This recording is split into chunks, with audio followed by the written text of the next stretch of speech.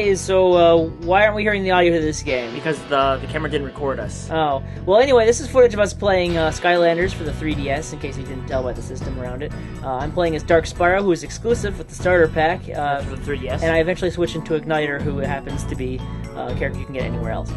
But we're playing the 3DS version here. The Wii version was also playable. This game's already out now, but we wanted to give our impressions. Yeah, so it was actually pretty good. Apparently the console version is not... You can't jump at all. Yeah, apparently it's far more like Ultimate Alliance with Marvel. Well, this is more like a platforming game, as you can see. Yeah, you can clearly see. And they actually take place in the same world, but with different villains. Yeah, apparently this part of Skyland is separated and from the rest of it, and there's another villain entirely, but it takes place at the same time. Yeah.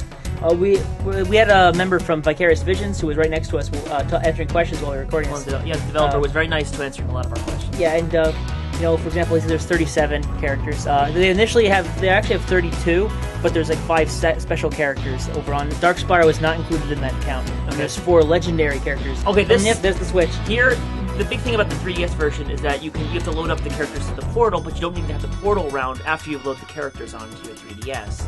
Yeah, instead that's for portability. Yeah. Of course, you have to keep them in the portal in the console versions. Yeah. Now, they said I did ask him about multiplayer, and he said that the handheld version will not have multiplayer.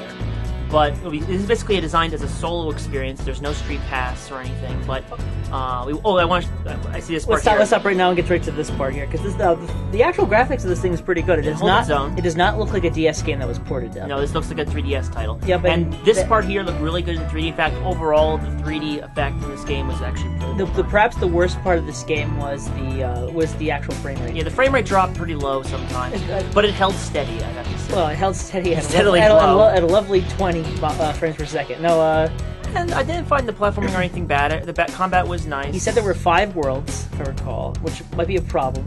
And so he did say there was going to be secret levels and stuff. Yeah, later you only access them. them. And here's an issue without having the depth on. I didn't know where the actual continuation was. So you just jumped off. So I just kind of jumped off the edge. It's very Super Mario Galaxy, how the world kind of bends itself around rather than remain straight, which is a really neat effect if you look at that. They would like to see this as a series. Clearly, I mean, you got 30-something odd toys to sell. And I didn't realize, apparently there's actually adventure toys, which actually bring extra areas into the game. I'm not sure if that's only for the console versions, or if that's for the handheld versions as well. One thing I'm a little concerned about is that they say some of the areas are locked off unless you have certain characters. And there's 32 characters. Well, not characters, but types. Like one area might say, you need a water type. That's still 8 types. And I fell there. Yeah, you died. But it was a pretty solid experience. I think the 3 was really good. The platforming's nice. I'm a little bit disappointed the console version doesn't have platforming. I'm maybe in the future they'll do something like that. But the game looks fun. It was fun when I played it. There's leveling up too. In the That's something we're going to find out right about the end of the level. Oh, so he says Hector's coming, and when that happens, you have to race to the finish line as soon as possible. If you don't, and here's some.